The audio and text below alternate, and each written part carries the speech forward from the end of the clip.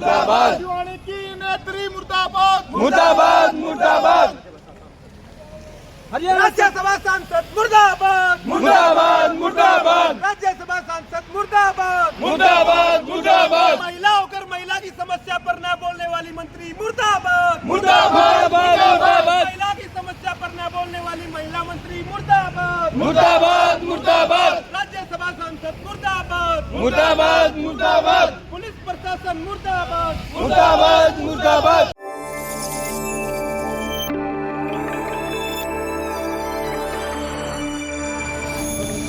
हमारे ही पड़ोस के गांव दानी लक्ष्मण की वो बेटी जो कि पढ़ने के लिए कॉलेज गई थी, एडमिशन का फॉर्म लेने के लिए कॉलेज गई थी और उस बेटी का उस बहन की निर्मम हत्या कर दी जाती है। लेकिन ये जो हमारा पुलिस प्रशासन है, इसका जो रवैया है साथियों, वो किसी भी सूरत में बर्दाश्त करने लायक नहीं है। आप मेरे छोटे भाई हो, ये पिता तुल्य बुजुर्ग भी यहाँ पे मौजूद हैं। ये जो आज हम इकट्ठा हुए और दानी लक्ष्मण के जो संजय जी हैं, उनका दर्द हमें अपना दर्द लगा, तो आज हम यहाँ गोलागढ़ की इस पावन धरती पर इकट्ठा हुए हैं।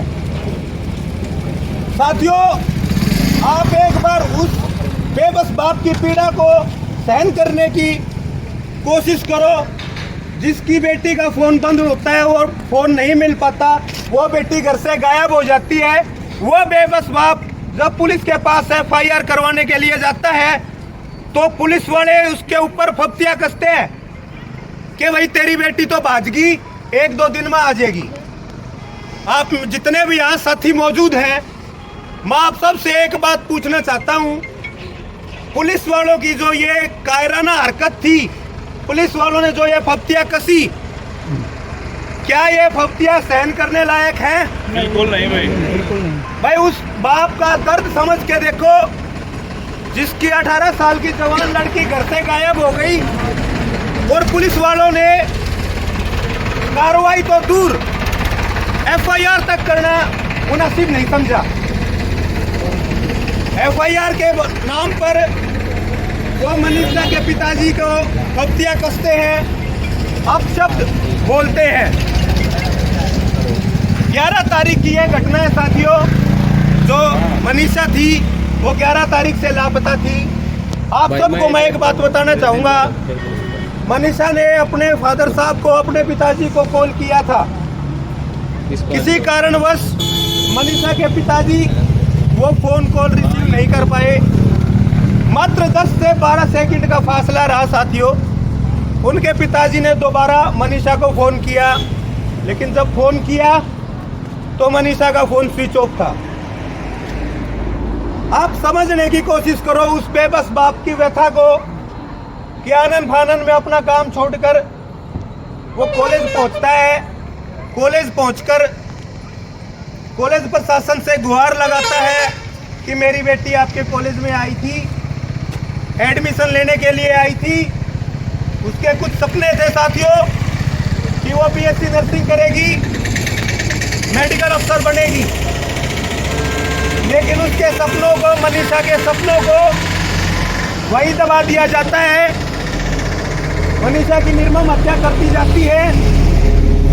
जब कॉलेज को CCTV फुटेज दिखाने के लिए पुलिस बाध्य करती है, 112 पर जब उन्होंने कॉल किया, पुलिस साथ गई थी, CCTV के लिए बोला जाता है तो कॉलेज प्रशासन CCTV नहीं दिखाता। ये कॉलेज प्रशासन की इस घटना में सम्मिलित होने की वारदात को दर्शाता है साफ साफ। इसके बाद साथियों, आप सबको पता है, थोड़ी देर पहले बताया, जब मनीषा के पिताजी FIR करवाने गए तो उनको क्या क्या कमेंट, क्या फब्तियां पुलिस वालों के द्वारा कसी जाती है। आज साथियों 6 दिन हो गए इस घटना को घटित हुए, आज तक एक भी हत्यारा गिरफ्तार नहीं हुआ है। एक बार फिर मेरा आपसे सवाल है साथियों कि पुलिस के सह के बगैर इतना संगीन जुर्म करने वाले क्या पुलिस की गिरफ्त से बाहर हो सकते हैं? नहीं। एक बार अपने दिल की आवाज सुनो और इस बात का जवाब दो अपने दिल पर हाथ रख के कि पुलिस की सह के बगैर इतना संगीन जुर्म कोई कर सकता है क्या? एक साथियों, कुछ लोग बोलेंगे कि भाई इस घटना पर राजनीति नहीं होनी चाहिए। साथियों, हम सरकार चुनते हैं, सरकार चुनने के साथ साथ सरकार की जिम्मेवारी भी होती है, सरकार की जवाबदेही भी होती है। लॉ एंड ऑर्डर सरकार का काम है, लॉ एंड ऑर्डर लागू करके रखना। मेरे कुछ संवैधानिक अधिकार हैं जो संविधान ने हमें हमारे संवैधानिक अधिकार दिए। उन संवैधानिक अधिकारों की रक्षा करना सरकार का काम है। साथियों, पुलिस प्रशासन हमारी हेल्प के लिए है, ना कि गुंडागर्दी के लिए। पुलिस की गाड़ियों पर आप देखोगे, वहां भी आपको पुलिस की गाड़ियों पर सेवा, सुरक्षा और सहयोग अंकित मिलेगा। जब मनीषा का पिताजी पुलिस के पास सेवा, सुरक्षा और सहयोग ने सेवा करी, सेवा ये होती जब मनीषा के पिताजी ने बताया कि मेरी बेटी ऐसे ऐसे लापता होगी, उस वक्त वो फब्तियां कसने के अलावा मनीषा के पिताजी के साथ जाते, सर्च अभियान चलाते, क्या पता मनीषा आज हमारे बीच होती। लेकिन पुलिस ने सेवा नहीं की। तो पुलिस का जो पहला कर्तव्य था सेवा, वह पुलिस फेल है। दूसरा पुलिस का कर्तव्य सहयोग। पुलिस ने सहयोग के नाम पर सिर्फ इतना किया, मनीषा के पिताजी को बोला जाओ भाई घर ने 2-3 दिन बाद अपना आप आ जाएगी। क्यों भाई, कामियाड़े के कारण खातर बैठा रखे हो? सुरक्षा तो वह करण में बिल्कुल फैल है। जब वह सुरक्षा कर पाते, आज हमारी बाण सुरक्षित आपका घर न होंगी। मेरा यो मानना है साथियों, सरासर पुलिस की नाकामयाबी, सरासर सरकार की नाकामयाबी, यह वो है हरियाणा की पावन धरती है। जड़ा था बेटी बचाओ बेटी पढ़ाओ का नारा हमारे माननीय प्रधानमंत्री ने दिया था। एक और सवाल मेरा आपसे, बेटी बची के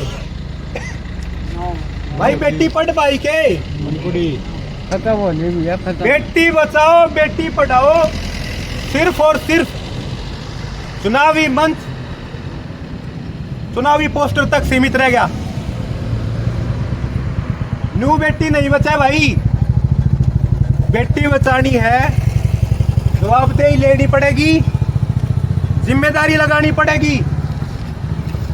पुलिस की जिम्मेवारी बना है हमारी सुरक्षा करना। अरे जितने साथी खड़े हैं, सारे साथी टैक्स भरे हैं। 5 रुपया की भी चीज लेने जावांगे तो भी टैक्स दे के आवा। हाँ, वो टैक्स क्यों देवा? हाँ, वो टैक्स नहीं देवा। हाँ, कि भाई जब हम टैक्स भरा हाँ तो हम सरकार तो उम्मीद लगावांगे कि सरकार हमारे खातर कुछ करेगी, सरकार हमारी सुरक्षा करेगी। किसी की सुरक्षा करी? तारा सबके सहम ही आज 6 दिन हो गए, आज थी एक आदमी का सुराग नहीं लगा कौन थे वह जो इतना घिनौना काम करके। फिर अपने गांव की राज्यसभा सांसद भी है, अपने गांव से मंत्री भी है, दोनों महिलाएं। और कितने शर्म की बात साथियों कि हमारी बहन के ऊपर आपत्ति आई, हमारी बहन के साथियों घिनौना काम होया, किसी ने भी आके सुध खोल ली। वोटा का टेम आवा जी तो ठेकेदार बन जाएंगे बहनी मारी। जब हमारा प्रॉब्लम है, जब हमारा समस्या है, कित गए हुए ठेकेदार? कित गए हुए राज्यसभा सांसद? कित गए हुए मंत्री? आज हमने जरूरत है तारी, आज तमी हमारा हालचाल को नहीं पूछो, कल हम भी कौन पूछा जब कल तमने हमारी जरूरत पड़ेगी, हमारा द्वारा वोट मांगने भी ना आई हो। मिट्टी गोली दे दिमा भाई साहब मिट्टी गोली लेनी को नहीं ना। बता दी याद रखियो ये जो घटना हुई है पहली बार घटना को नहीं हुई अपने देश में, और मने तो डर यो भी लग गया आखिरी भी को नहीं हो। मेरा सब न है जिसा ईब साथ देने लग रहा प्रशासन, ईसा तो पहले दिया था और ईसा आगे आने वाले टाइम में देंगे। आज जो मनीषा का यो कांड होया, आप सबके दिल में दर्द है। इस दर्द का कारण आप सारे आड़े इकट्ठा हुए हो। एक आप सब तक मेरी रिक्वेस्ट है, जब तक हमारी बहन ने न्याय नहीं मिलता, जो दोषी है इस घिनौने कृत्य के, जब तक उन्हें सलाखों के पीछे नहीं घेरती पुलिस या फिर कड़ी तक कड़ी सजा नहीं मिले। मैं तो न्यू क्यों हूं, 2012 में निर्भया कांड होया था, सारा देश एक हो गया था। आज यो जो मनीषा वाला जो घिनौना कृत्य होया है, इस पे भी सारा देश एक हो रहा है। अरे मौका है, आज तक ना जान दो, कड़ी तक कड़ी सजा और थोड़ा तो थोड़ा टाइम में कड़ी तक कड़ी सजा मिले। एक एग्जाम्पल सेट करे सरकार, एक बेंचमार्क सेट करे।